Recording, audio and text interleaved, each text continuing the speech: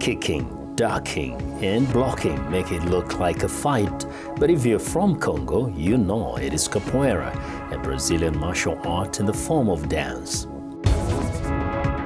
Taking strides to curb violence against women and girls, the Zamfara State First Lady leads a walk to raise awareness and champion 16 days of activism in the region.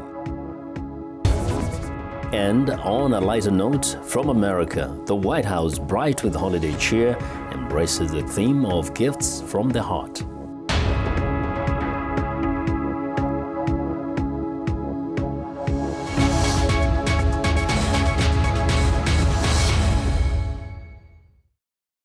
Hello and thanks for tuning into the show that goes around the continent to bring you stories from near and far.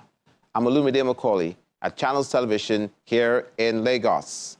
I'm joined by Vincent McCory from the Voice of America in Washington. Thanks, I'm Vincent McCory at the Voice of America. Happy to be with you again for another edition of Africa 54. Let's start off with the latest from Nigeria. Channels Television in Lagos brings you that story.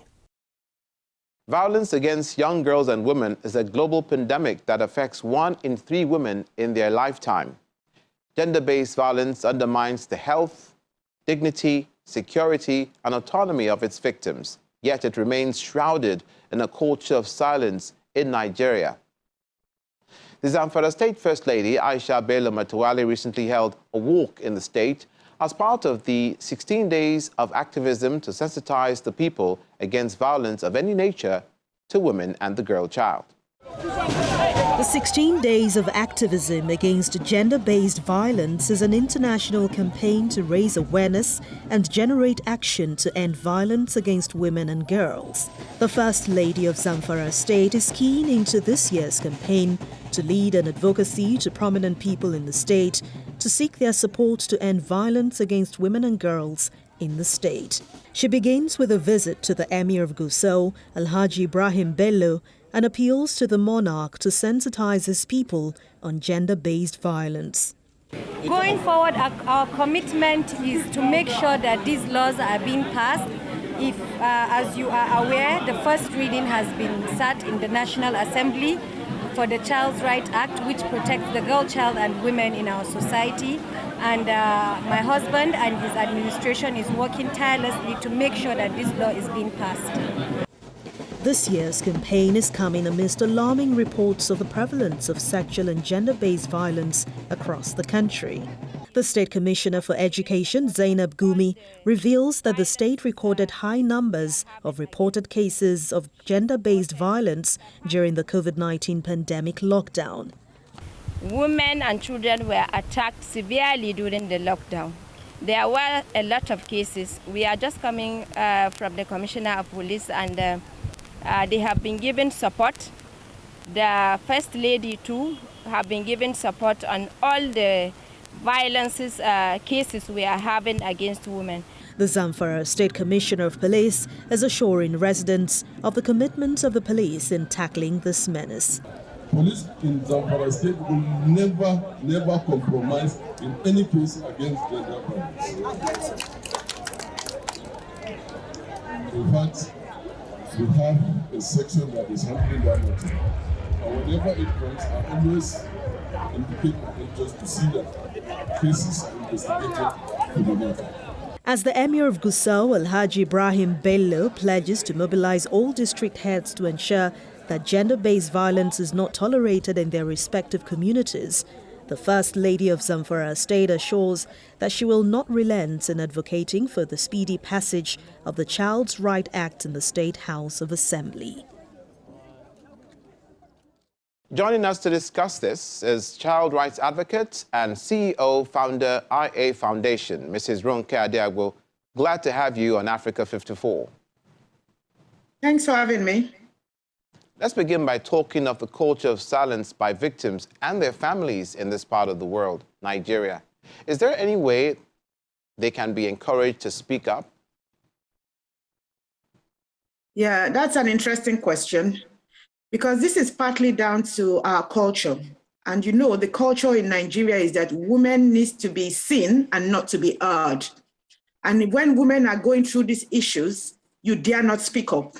Because if you dare to speak up, everyone will come down on you like a ton of bricks. You are just encouraged to keep it down within you for the rest of your life. Because if you do speak up, it might affect the family dynamics. So even sometimes some mothers know about this and they keep it quiet.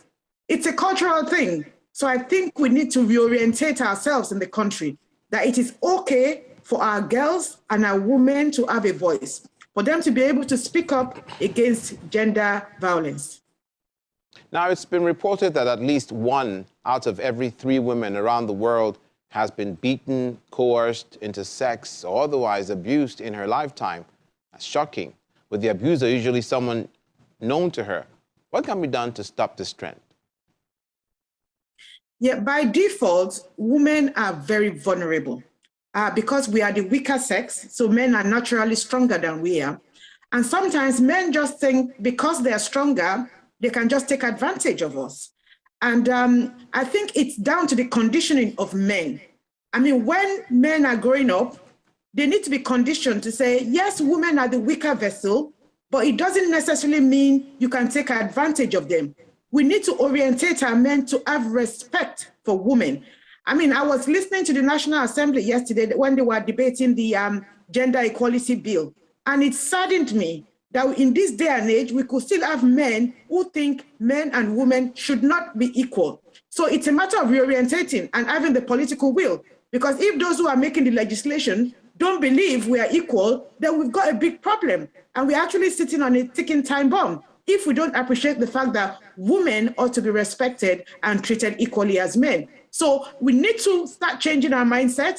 We need to reorientate our men, and our lawmakers need to understand that they are living in a modern world, and in the modern world, women are equal to men. Indeed. Finally, there's been countless convictions for perpetrators of these heinous crimes, yet they keep engaging in the acts. Do you advocate more stringent measures to curb this violation? I think sometimes our laws in Nigeria has got no teeth. You know, we make those laws. Yes, we've got laws. We know there are laws. If you rape someone in Nigeria, we know the consequence of that. But I think we need to go further than that. It's not just about legislation, because as we can see, the legislation is not a deterrent. I think we need to be more intentional in the way we go about things. Here in the UK, we have a whole organization which actually goes around to safeguard children, to actually vet people that work with young children. If you don't go through that vetting process, you cannot come near young people at all or come near women. So we need to have such institution in Nigeria to make sure every person, not even just a man, even a woman as well, is vetted that they haven't committed any sexual crime in the past before they let them come near any child or any woman whatsoever. So I think we need to build our institutions. We need to also, in the educational system, we need to try and educate our children to know that, you know what, women are individuals, they don't need to be harassed, they don't need to be violated. So I think it's more than legislation. It's about education, it's about awareness, and for NGOs like IA Foundation to keep the advocacy up, to put pressure on the population so they know that this is not right and it's not acceptable. Indeed, we hope this message is heard loud and clear and it's nipped in the bud. Thank you so much for coming on Africa 54, Mrs. Ronke Adiagbo, child rights advocate and CEO, founder, IA Foundation. Thanks for having me. Welcome back to Africa 54. I'm Vincent McCory in Washington. With the COVID-19 pandemic, South Africa has seen hunger increase nearly threefold. That's according to a national survey. One man is helping to tackle the problem by launching community farms to help feed inner city residents. Linda Givertish reports from Johannesburg. Between flower beds, along roadsides, and on school fields, crops are springing up around South Africa's largest city. The idea of these so-called edible streets was spearheaded by Simbonga Nkandla and the nonprofit Makers Valley Partnership to curb hunger and malnutrition. The need became ever more apparent as gardens were picked bare when lockdowns hit last year.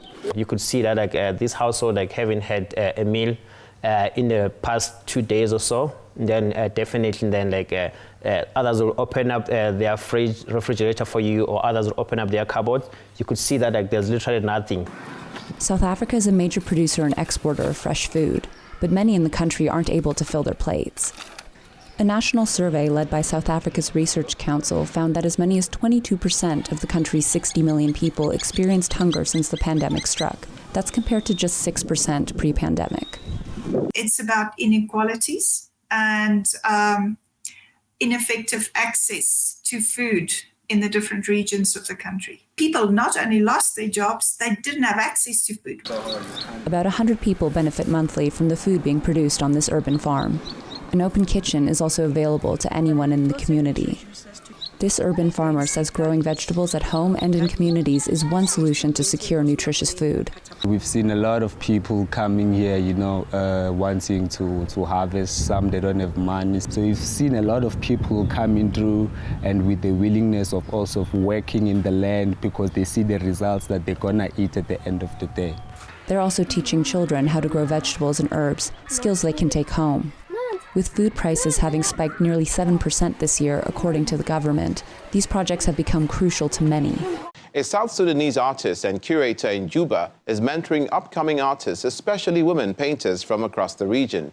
Now, equal representation of women in politics and decision-making is an issue close to Abul Oyai Deng's heart.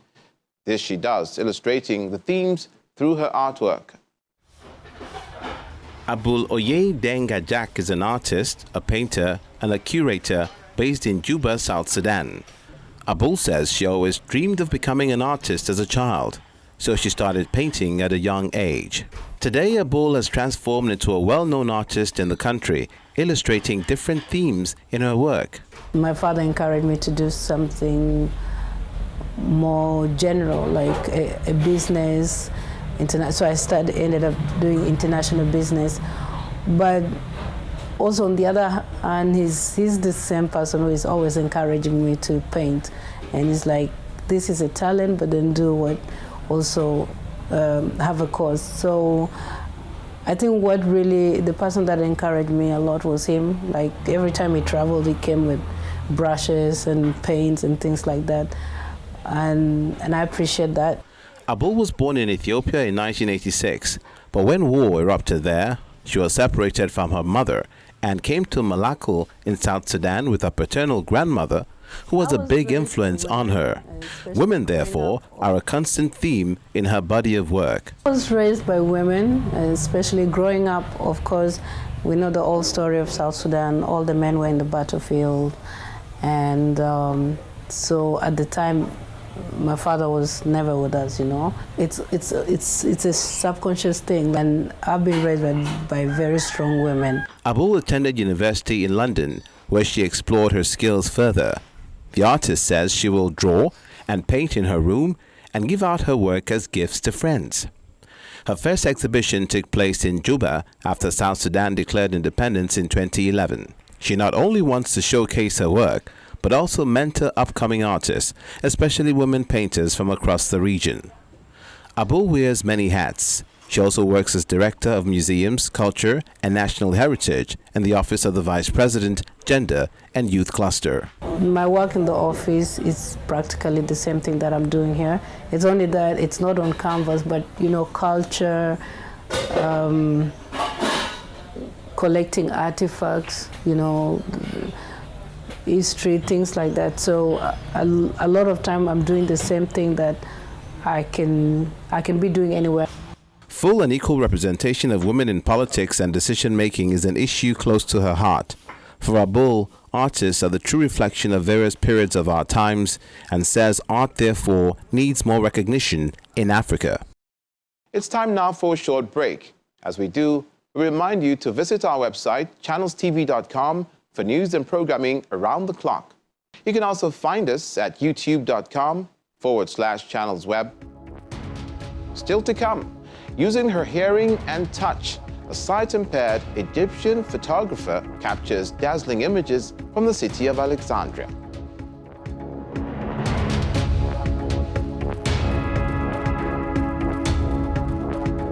Welcome back to Africa 54. Vincent McCory in Washington. Street gang leader Gloria Balume extends a capoeira kick at his friend, who ducks and blocks the threatening leg before responding with a deft kick of his own. Clara Frank has more. The city of Goma in the Eastern Democratic Republic of Congo has witnessed its fair share of violence. But this street fight aims to achieve something different: self-confidence and social healing. Gloria Balume and his friends are practicing capoeira, a non-contact Brazilian martial art that combines dance, acrobatics, and music. 21-year-old Balume has lived on the streets of Goma for 13 years since his parents split up and his father died. As the leader of his group of friends, who call themselves the Fire Gang, he hopes capoeira will help them realize their dreams of becoming a professional musical group. Capoeira is important to me. As an aspiring musician, I tell myself that when I am good at capoeira, I will make some songs and videos where I practice capoeira, and that will help me a lot in the future. Capoeira's origins lie in the Kingdom of Congo in present-day Central Africa. It's where Portuguese slave traders took their human cargo to work on sugarcane plantations in Brazil in the 16th century. The art was developed by slave communities as a form of resistance that could nurture emotional and spiritual empowerment. Authorities banned it for several decades after slavery was abolished, recognizing its power. Now, a Brazilian charity, Gingando pela Paz, or GPP, has brought capoeira back to Congo. They offer homeless young people a safe space away from the frequent violence and rape, where they can live, play, and socialize. Flavio Suadade works for the organization. The positive thing about capoeira is that it's easily thought of from person to person, especially for children. They learn and teach others, and it's something that they grow to learn. And when a child develops the love for capoeira, he also becomes a leader. So we're currently identifying children and young people that we can train and who will also go on to join the organization. This is a space where children come to have fun, receive positive messages, guidance, but also have role models to look up to. Clara Frank, Washington. A 22-year-old university graduate in Egypt, Isra Yusuf, has taken up a new challenge in photography as she uses her hearing and touching senses to capture dazzling portraits. Though born visually impaired, capturing images within the city of Alexandria was an easy task for her. Isra says she hopes to enroll in the School of Media anytime soon and pursue a career in journalism. I am here. Can you hear me? Is what visually impaired photographer Isra Ismail Yusuf's subjects calls out while she holds her camera and snaps pictures of Alexandrian daily life. The 22-year-old, who has a passion for photography, uses the lively Corniche in Egypt's second-largest city to take photos of commuters, lovers and business owners to teach herself the art. I chose photography because I always wanted to study mass media, and I tried every way possible to enter. But I found out that in order for me to be allowed admission, I would have to find a way to pass the photography assignment. So I remained in college and took photography courses so that I could learn and develop myself. Until I found an initiative by photographer Khalid Farid. We spoke, and then I was surprised that instead of him teaching me how to take photographs with my mobile phone first, he directly taught me to use a camera. The graduate of Arabic literature, Yusuf hopes her strolls across the city will give her enough experience to enroll in the School of Media to pursue a career as journalist. It is, of course, very hard, but there isn't a profession that's easy. However, I love it and I love the experience. So when I'm in the field dealing with people, it gives me a know-how and helps me make connections. I feel that I'm doing something worthwhile, something I love. Born visually impaired, Yusuf approaches her subjects, then uses her hands to fill out their dimensions and location and asks them to speak up to her when she backs away to snap her photo. Egypt has approximately 1 million people blind and 3 million visually impaired. Nearly 60% of the visually impaired in the country have cataract, which requires a simple surgical operation to correct. And now from the United States, the White House is lit with holiday cheer for this year's festive season, with First Lady Jill Biden's Christmas decor theme of Gifts from the Heart. VOA's Anita Powell reports from the White House. For her first Christmas as First Lady, Jill Biden chose Gifts from the Heart as her theme, and she's filled the White House with tributes to those who have inspired her in the past year. Frontline workers who soldiered through the pandemic, service members who gave their lives, and members of her family and those of previous presidents. For all of our differences, we are united by what really matters. Like points on a star, we come together at the heart. That is what I wanted to reflect in our White House this year. In each room, we tell a story of gifts from the heart. In the East Wing, we see the gift of service with shooting stars representing the frontline workers who brought light to our lives in the darkest days of this pandemic. This year's decorations echo the theme of the last Christmas of previous First Lady Melania Trump. Trump's final Christmas decorations as First Lady paid tribute to first responders. As usual, the White House pastry team this year spent several weeks putting together a hefty gingerbread display. This year, it includes a school, police, fire, and gas stations, a hospital, a post office, a grocery store, and a warehouse. It's all made of gingerbread, royal icing, chocolate, some gum paste too. So I promise I'm not going to do this. Could you eat all of this? You could technically, but it's meant for display. So the icing on the outside, when it's exposed to air, becomes very firm like concrete. Christmas trees have been a White House fixture for more than a century, but it was First Lady Jacqueline Kennedy who started decorating by theme. The First Lady's efforts haven't always been warmly received. Critics howled over former First Lady Melania Trump's 2018 decorations, which included red Christmas trees, with some calling them more frightening than festive. But the First Lady said that while the world may still be scary, the holidays shouldn't be. No matter how dark the night, when we turn toward that light, we will never be lost. So thank you for helping us share those gifts from the heart. And happy holidays and Merry Christmas from our family to all of yours. We love you. Thank you. As usual, the White House went big. More than 100 volunteers festooned 41 Christmas trees with 80,000 lights, 6,000 feet of ribbon, and more than 10,000 ornaments. Anita Powell, VOA News, at the White House.